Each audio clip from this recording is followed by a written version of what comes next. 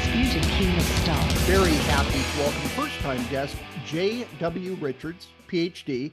He is a research fellow, the William E. Simon Senior Research Fellow, I should say, at Heritage Foundation, Senior Fellow at the Discovery Institute, which you can find podcasts here on Ricochet, and also Executive Editor of The Stream. He has written 3,000 books. I couldn't get through all the title, but many, many books. A few of the most recent ones in 2020, I believe, Eat, Fast, Feast, kind of helping Christians recover this ancient habit of fasting. And also The Price of Panic, How the Tyranny of Experts Turned a Pandemic into a Catastrophe. Dr. Richards, thanks for being on. Oh, it's great to be with you. Yeah, I think at some point we met at a conference, but every conference blurs together for me because they're all in hotel conference rooms and I can't tell the two apart. But so we kind of follow each other on Twitter, things like that. But one thing that you've been tenacious about that I really wanted to talk about is the whole issue in our culture of gender confusion. Now, I just wrote a piece for a local paper talking about how teen female depression is, I think, 59%. It was like 36% 10 years ago. I have two daughters. They were under lockdowns during COVID. Now they're both in college. But just hearing from them, hearing from their friends, the generation is just adrift. And all media does is tell them, panic about the climate, panic about fascism, panic about Putin. And oh, by the way, nothing you believe is real. You shouldn't have faith in anything, not even your own body. Now, you've been focusing a lot about this gender crisis. What is your take on this? Yeah, it's basically the same as yours, I think.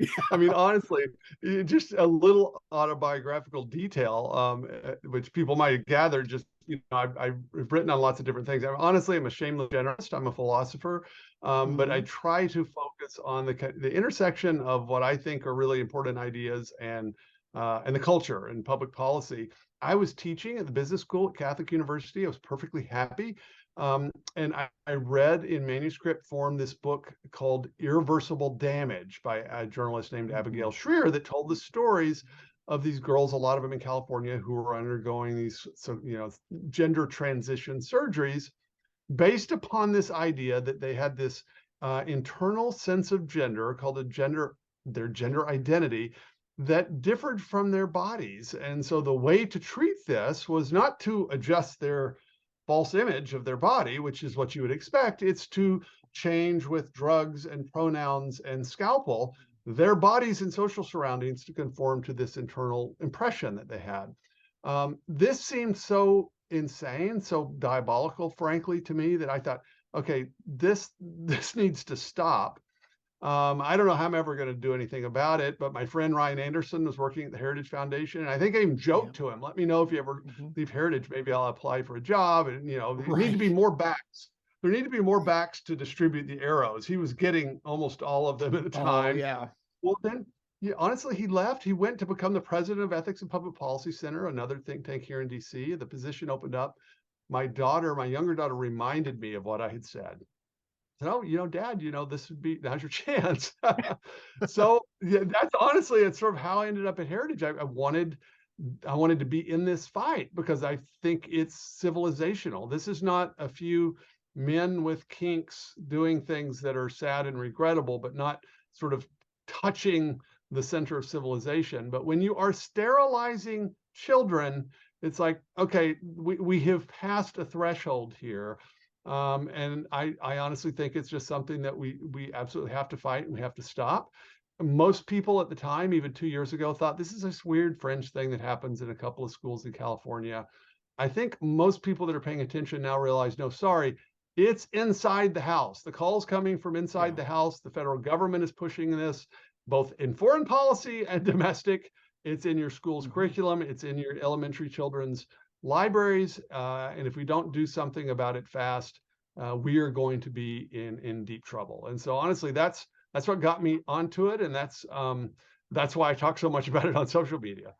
Right, and I don't know, 20 years ago, let's say, To find this kind of madness, you would have to go to certain areas, certain parts of New York City, certain parts of San Francisco, certain universities, in their kind of crazier departments. But now it is everywhere. A few years ago, I think about 3 years ago, I found out probably a great kid. I was advised to use he, him pronouns with this female girl. And it's like, I don't want to make waves. I don't want to cause problems. And I met this person, perfectly fine, perfectly nice, but it just made me sad. You kind of looked at the background, broken home, rough family time, the poor kids trying to figure out who the heck they are. And the culture's telling them, oh yeah, you're this completely different thing than your body is telling you are. It's like, no wonder you have depression rates so high, anxiety rates so high, and just all these other behavioral issues. These poor kids are being really harmed by the so-called grown-ups in society. Yeah. I mean, that's what's weird about this, because I mean, we know if you look historically, there has been this problem, which actually in the DSM-4, the sort of manual for psychiatrists, it's basically the way they code things for insurance. That's what this document's for. The thing it was called a gender identity disorder. And so the disorder was that people very rarely, it was a very rare thing, but kids sometimes would have this, usually prepubescent kids, mostly boys, in which they felt like they were a girl trapped in a boy's body or something like this. And so the problem, notice, was that it was this identity disorder in which they misidentified who they were. And so the way you would treat that would be to help them adjust their minds to conform to reality, to their bodies.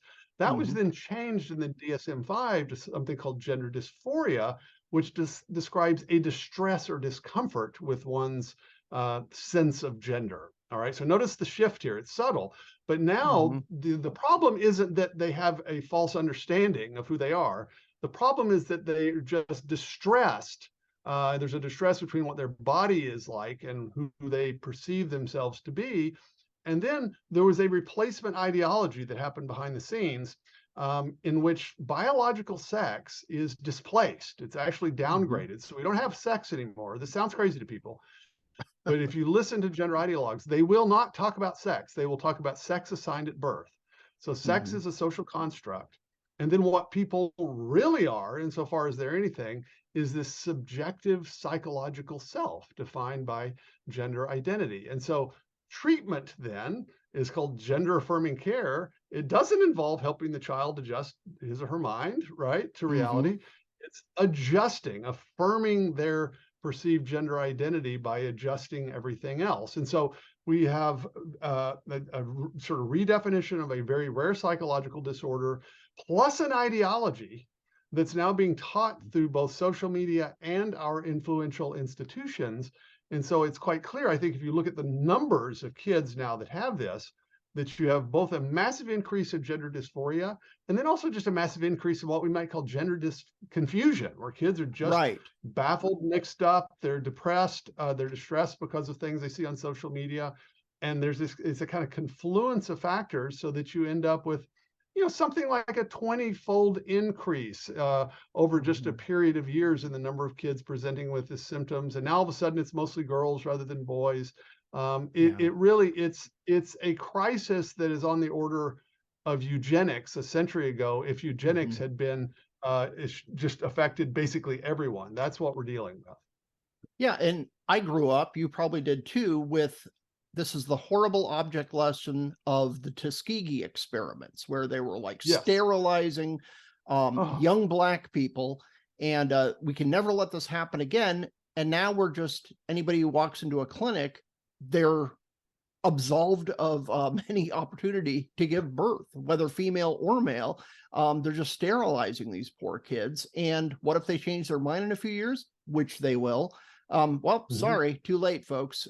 We messed up your hormonal balance. We messed up your brain chemistry, and we carved up your body to fit this passing thought that you had. And even if it lasted a year or something, the entire purpose of adolescence is figuring out your own identity. Who the heck am I? What do I want to do in life? What's important to me? And every year you completely change your mind, but you're convinced I'm right. Everyone's wrong. Everyone's And wrong. right. And boy, I knew everything when I was 16. Boy, I was a Sure. very impressive young man. And then a year later, I believed in totally different things. But now you have adults saying, yeah, let's lock this in amber, your anxiety that you're Yeah. experiencing at 14, at 12. Let's lock this in amber and back it up by, I'm sorry, carving up your body. It's just hideous. It is, and that's what's so sort of strange about this. What I think there's two things that are really helpful.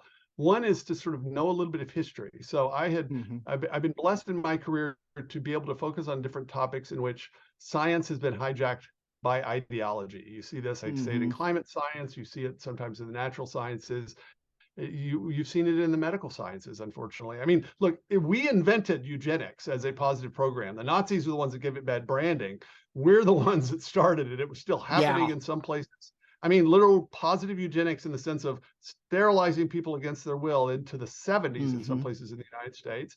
We all now know that that's terrible after the fact, looking back on it. Mm-hmm. But the real key is to be able to discern an atrocity justified by the medical community when you're in the middle of it and when Mm-hmm. all the social pressure is on you to conform.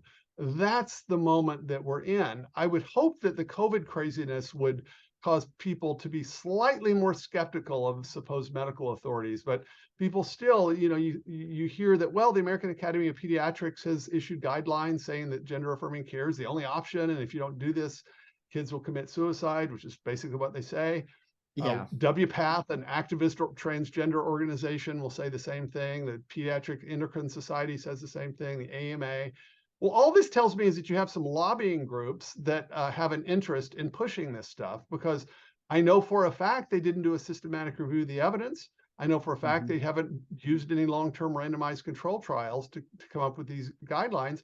How do I know that? Well, one, because they didn't exist. There aren't any long-term Right. studies.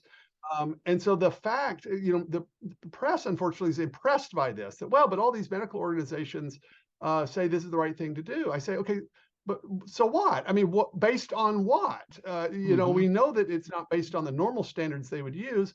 And besides which, they're advocating something that is a moral atrocity, and they don't have jurisdiction over the Mm-hmm. natural law. And so this idea that because some medical organization comes out with a statement, somehow that means science is spoken. I mean, it's completely idiotic. It's anti-intellectual. It's contrary, I think, to kind of the journalistic integrity to just sort of count on that. And so it does not bother me a bit to say, I think they're wrong. I think they Mm-hmm. deserve to be sued. I think they probably will be. It will be obvious to everyone. And I'm going to remember that in 20 years, when we're all saying this, Mm-hmm. who the organizations were that were on the wrong side of this, because they will be shown to have been on the wrong side. The data is already coming out. Other countries that were ahead of us, like the UK and Finland and Sweden, have already slowed things down. But in the Mm-hmm. US, it's the Wild West, and you can go to your local Planned Parenthood as a girl and get testosterone on your first visit. Now, I don't care if the American Academy of Pediatrics says that's fine. They're Mm-hmm. wrong. Right. And Right. that's what we need to say. And people need to be willing to say that. And the whole thing behind it, too, is anyone who's conversant with history, political science, or philosophy, or social movements, you just getting it down, stripping it down to its bolts. It's how to divide the family. And that's why we need to keep Right. parents out of the decision and put them in the hands of expert. This has been a Marxist goal for over 100 years. And that's why so many of us are concerned when they're like, take parents out of this decision. They're evil monsters. If they want to at least just pause and say, why don't we wait a couple months? No, you are an enemy. Schools aren't telling parents about this stuff. It's just horrifying. And you're seeing, increase in teen suicides and things like this. You can't sever this relationship between parents and teens and expect any kind of a positive outcome. No, I mean, that's right. I mean, this is a key thing, because so-called gender affirming care, according to our Health and Human Services Department, okay, Yeah. is it's a pathway. We like to call it the school to sterilization pipeline, because that's what it is. But it starts with social transition in the schools. Now, most of that it has to happen behind parents' backs because they might have a Mm-hmm. say. And so in many states it does. Then it moves on if kids get on this pathway to puberty blockers if they're young enough, then cross-sex hormones, and then to surgery. But notice the crucial step is that social transition behind parents' backs, because Mm-hmm. we now know that kids that start that social transition are very, very likely to go on to cross-sex hormones or to puberty blockers. So it basically fast tracks them onto this pathway.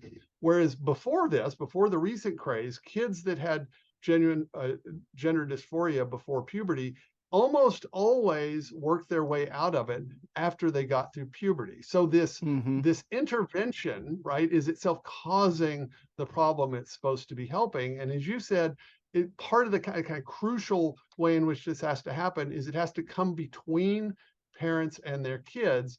And that is actually, that's not a coincidence, because if you Mm-hmm. study the origins of gender ideology, you mentioned Marxism. Look, this Mm-hmm. is a form, it's a branch of critical theory, which was a form of cultural Marxism. It's a weird kind of mix of critical theory and French postmodernism, calcified and reified now in American school Yeah. curricula, right? But it is absolutely, if you want to say, okay, what's its kind of primary goal insofar as ideologies have goals? It's absolutely to destroy the family as an institution, because it's a utopian ideology that's not so much a Mm-hmm. coherent philosophy as a cultural wrecking ball. Destroy the present order, and then presumably its acolytes will create some utopia afterwards. Yeah, the vanguard will fix it all. So now we can all have Yeah. surgeries and be genderless and have no children and die off as a race.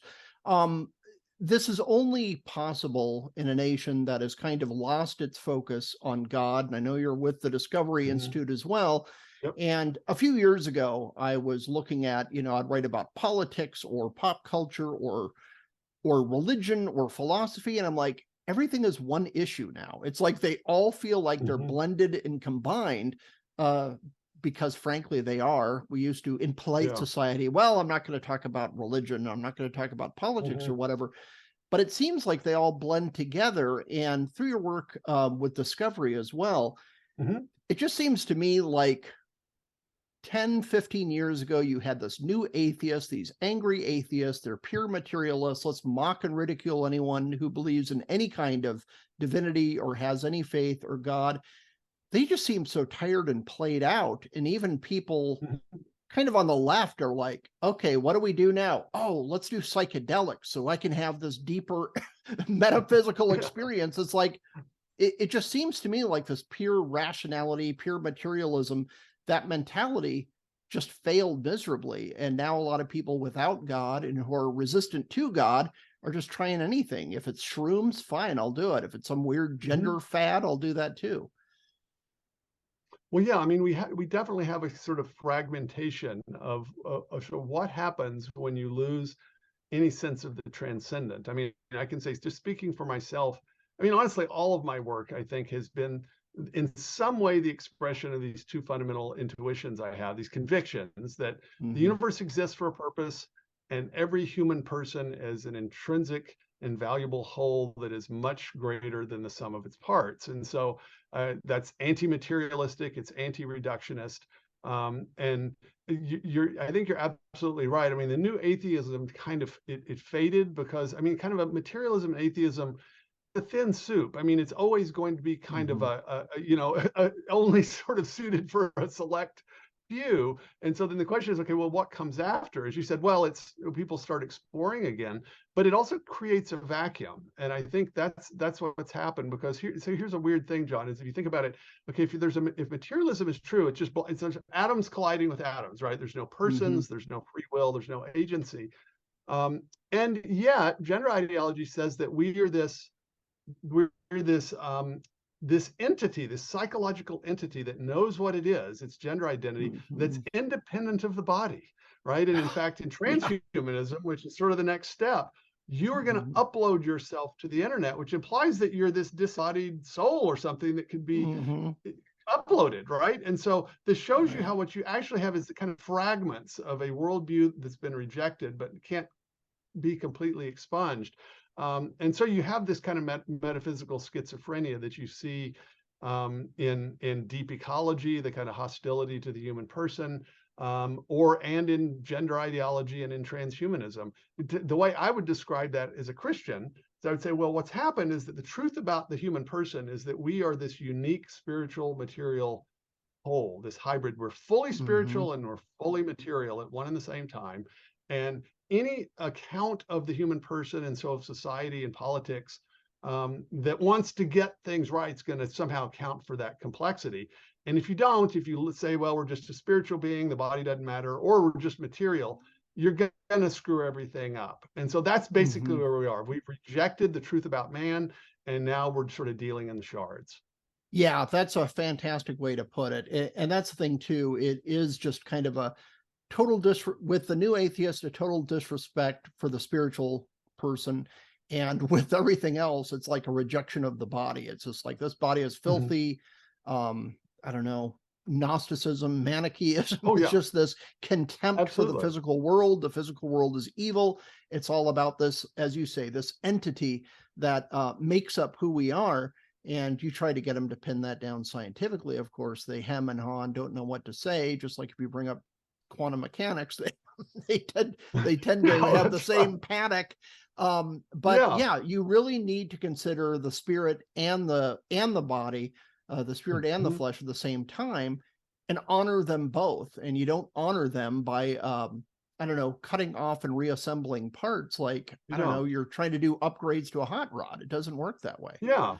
I mean, what's funny about gender ideology is that it's bringing certain things into relief. And so if you look at the kind of the people, say, if you just to sort of follow this debate on Twitter, what you notice is that very diverse groups of people, you've got social conservatives and Christians and Jews, you've got atheist evolutionary biologists, you've got lesbians, right, who hate gender ideology. And in some ways, it's basically, well, if you still believe that mammalian biology applies to human beings, you're with us on this, right? And so it's not like you have to be a theist to say, well, I think male and female are a real thing. You know, there's a kind of way of talking about that in Darwinian terms. And I feel like that's an opportunity, because what it means is that, okay, there's something true out there, and there's a team reality that says, okay, let's find out what's true and sort of anchor ourselves to that.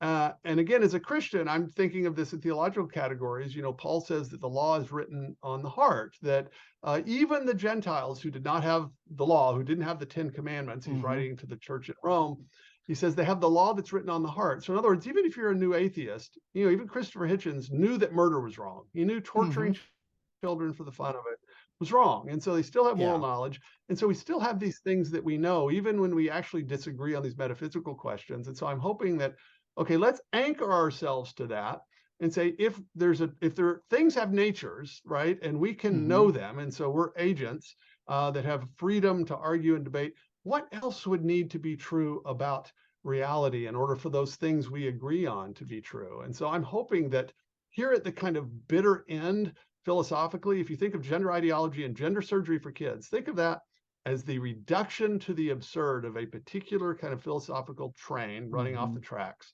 That now, right at the end, we could say, okay, now, what went wrong? Where did we take a wrong turn that now we're sterilizing kids, right?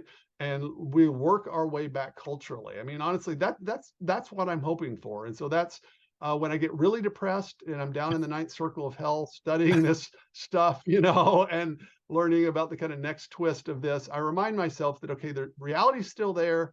And there's a lot of good people that disagree on big things that have anchored themselves to it. And maybe with some grace, we'll find our way back. Yeah. And I think also, and maybe it's just me because I've been indifferent to the criticism forever, pretty much, but it seems like people are just tired of being mocked, ridiculed, silenced for having common sense positions, but even just having different opinions. My whole life, you know, I was basically out of the womb a conservative, and you know, I've always just kind of had that instinct, believed in God, just kind of, that was just my perspective from early on. But I always loved being around, for lack of a better term, weirdos, people who think differently, because then I learned new things. Oh, here's how other people approach things. We can have fun conversations.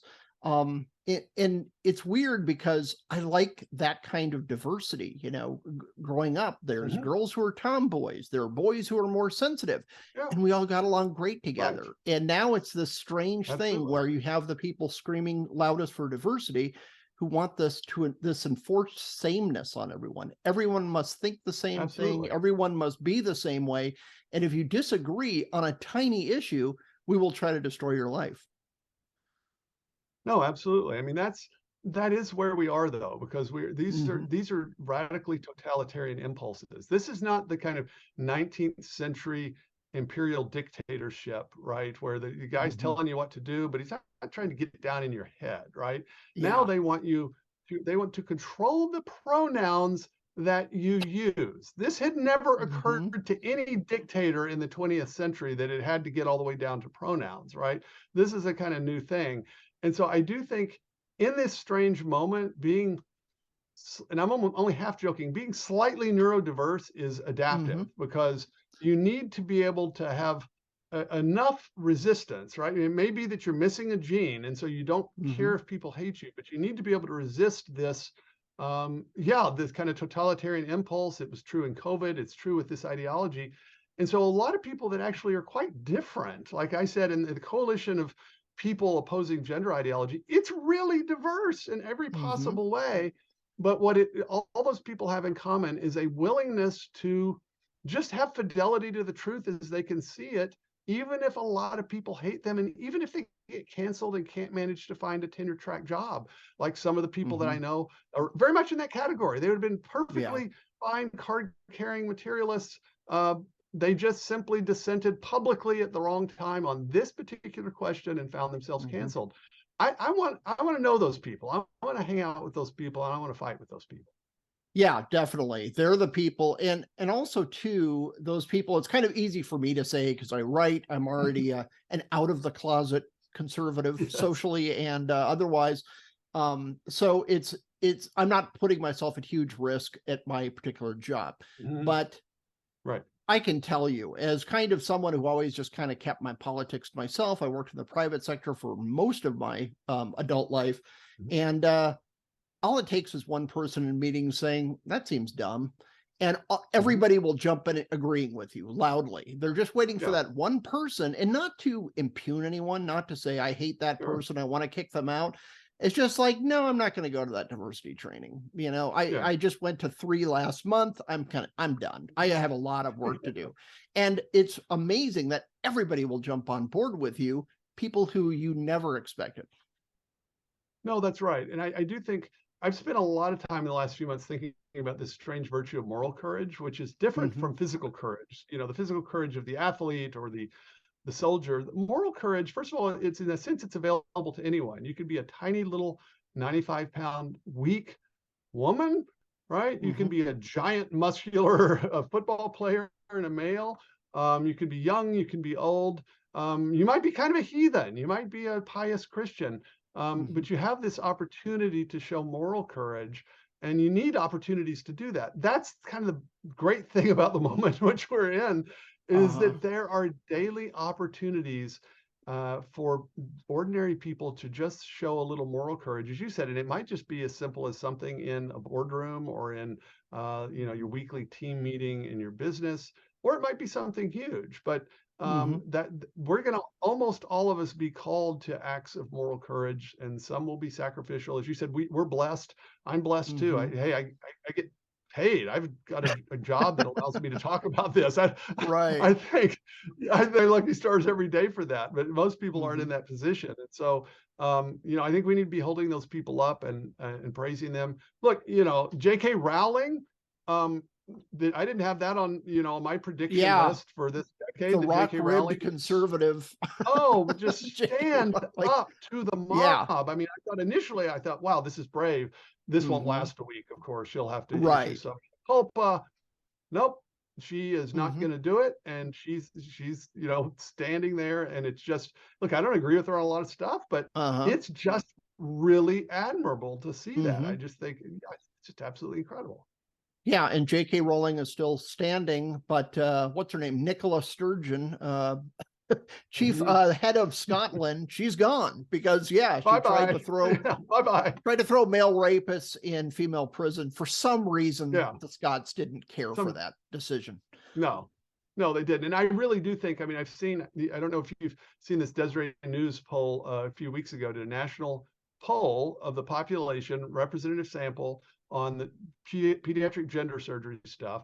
The majority of people don't like this. Even a bare majority of Democrats don't seem to think that tax dollars should be spent on this, which is telling, because if you look at the states that are now debating these bills around the country, there are about 18 of them right now.